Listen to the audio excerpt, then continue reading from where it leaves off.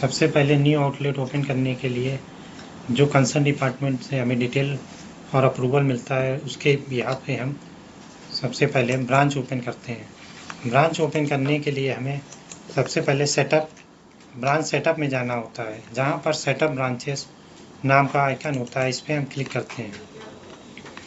Setup branch में जाने के बाद हम ब्रांच नेम, जो भी ब्रांच होती है उसका नाम फीड करते हैं।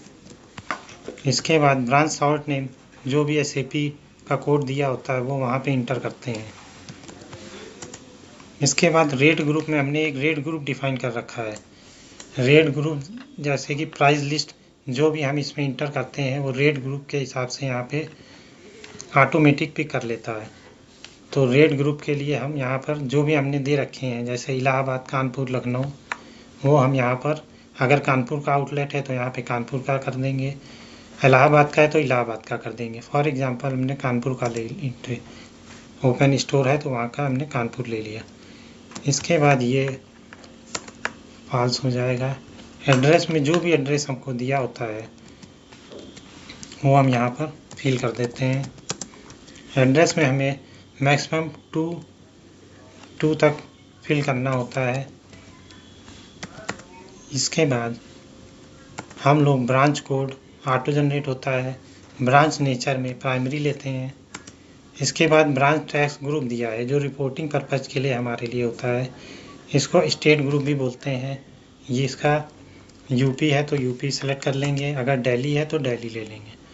इसके बाद ब्रांच सिटी नेम में जिस भी सिटी का आउटलेट हम ओपन कर रहे हैं उसको सेलेक्ट कर लेते हैं, यहाँ पे इंटर कर दिया। एक स्टेट ग्रुप है, ये भी यहाँ पे इंटर करना पड़ता है। इसके बाद ब्रांच पिन कोड भी बहुत ज़रूरी होता है, जो भी हम GST इनवॉइस जनरेट करते हैं उसके लिए यहाँ पे ब्रांच में पिन कोड की एंट्री बहुत ज़रूरी होती है। यहाँ पे जो भी पिन कोड हमको मिलता है उसकी एंट्री करते हैं। इसके बाद एक हमारे पास ब्रांच स्कीम ग्रुप आ रहा है। ब्रांच स्कीम ग्रुप में हम अगर हमको स्कीम वहाँ पे चलानी है तो वहाँ पे स्कीम ग्रुप सेलेक्ट कर लेते हैं।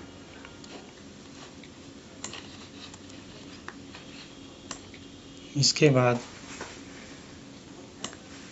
यहाँ पे ब्रांच एक्स्ट्रा फील्ड में अगर टेलीफोन नंबर आपने दिया हुआ है तो वहाँ पे एंट्री कर सकते हैं, नहीं तो ये मैंडेटरी फील्ड नहीं है। ब्रांच ग्रुप ये तो इसमें भी अगर इंटरनल ऑर्डर, ये बिजनेस एरिया कोड है, यहाँ पे अगर बिजनेस एरिया कोड जो भी हमें कंसर्न डिपार्टमेंट ने दिया है वो हम यहाँ पे इंटर कर देंगे।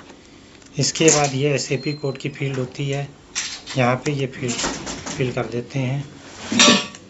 इसके बाद ये GST नंबर की फील्ड है, अगर हमें GST इनवाइस जनरेट करना है तो यहाँ पे GST इनवाइस की एंट्री कर देते हैं।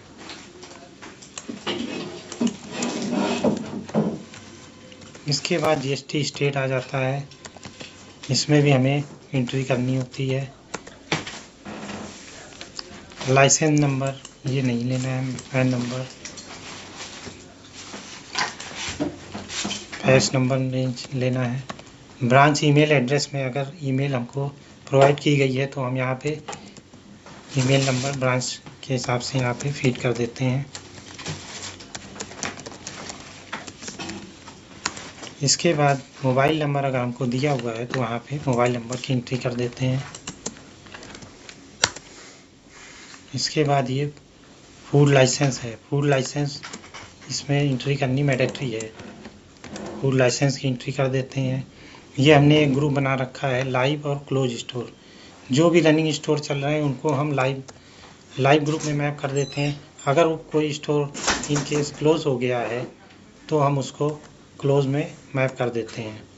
इसके बाद एक हम ब्रांच CIN नंबर, इसको हम अकाउंट में मैप करते हैं, ब्रांच में नहीं करते हैं। इनएक्टिव फॉर लॉगिन ये ग्रुप हमने प्रोवाइड कर रखा है। इनएक्टिव फॉर लॉगिन का मतलब होता है कि ब्रांच अगर आपका क्लोज स्टोर रनिंग है तो फॉल्स रहेगी, नहीं तो ट्रू हो जाएगी। इसका मतलब ये होता है कि अगर ब्रांच क्लोज हो गई है, कोई भी यूज़र इसमें लॉगिन नहीं कर सकता है, मतलब इंटर करके बिल नहीं कर सकता है। इसके बाद हम इसको सारी चीज़ें फिल करके इसको सेव कर देते हैं, यहाँ पे नई ब्रांच क्रिएट हो जाती है।